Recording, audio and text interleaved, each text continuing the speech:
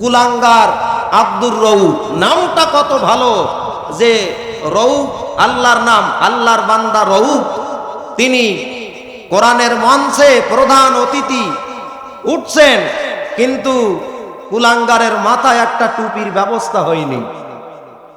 কোটি কোটি টাকার মালিক, খাস জমিও দখল করে খাচ্ছে বেশ ভালোই, কিন্তু টুপি কেনার মতো টাকা মনে হয় ওনার ছিল না।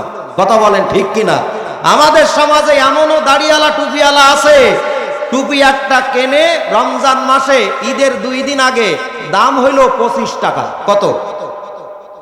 শয়তানের জুতার দাম 5000, শার্টের দাম 3000, প্যান্টের দাম 2000, আর খোলে একটা ছোট প্যান্ট আছে ওটার দাম কত আল্লাহই ভালো জানে। শয়তানের সব আছে।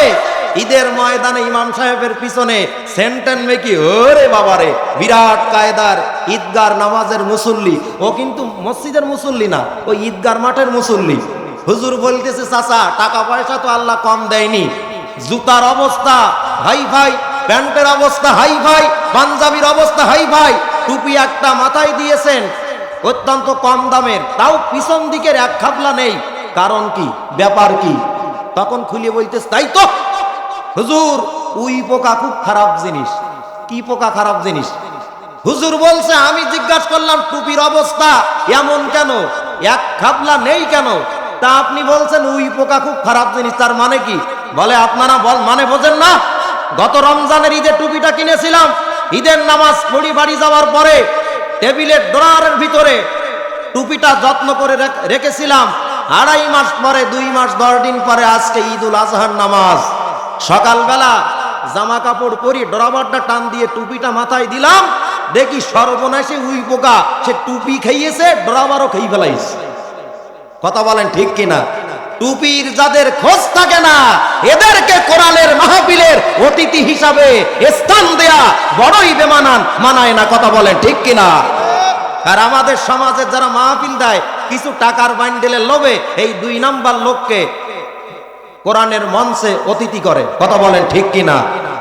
এমন অশ্লীল কটুবাক্য ব্যবহার করেছে, কোন ভদ্র ঘরের সন্তান একজন জনপ্রতিনিধির মুখে এমন নিকৃষ্ট ভাষা শোভনীয় নয়। কথা বলেন ঠিক কিনা?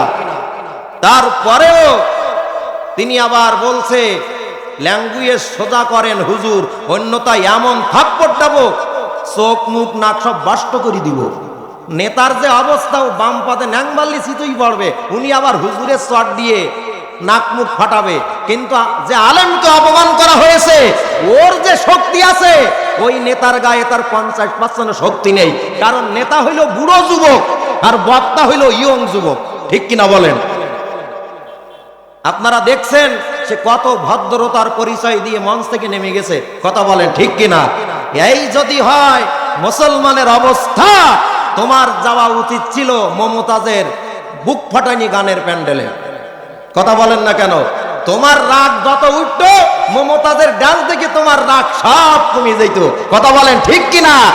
আর চশমা লাগে কোরআন পড়তে যেয়ে কয় কোরআন পড়েন, কয় হুজুর ছোট ছোট লেখা এখন চোখে ধরে না। কিন্তু মমতাজের গান যখন দেখে, হা করি জিভটা বাহির করি দেয়, চোখে পলক পড়ে না।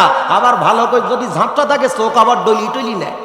নেওয়ার পরে 2-1টা ইন্দুর বান্ধব যদি মুখের ভিতরে ঢোকে, বুড়োর কোনো খোঁজ নেই। কথা বলেন না কেন?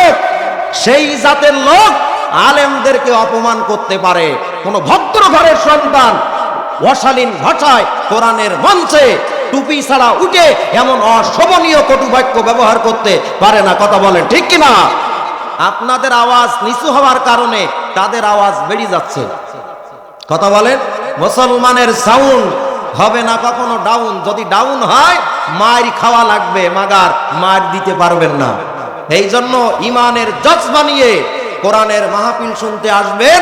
যতক্ষণ থাকবেন নিজের আমলনামায় গোনা তো হবে না, পিতামাতা কবরে থাকলে কবরের আযাব আল্লাহ পাক কতক্ষণের জন্য মাফ করে দিবেন।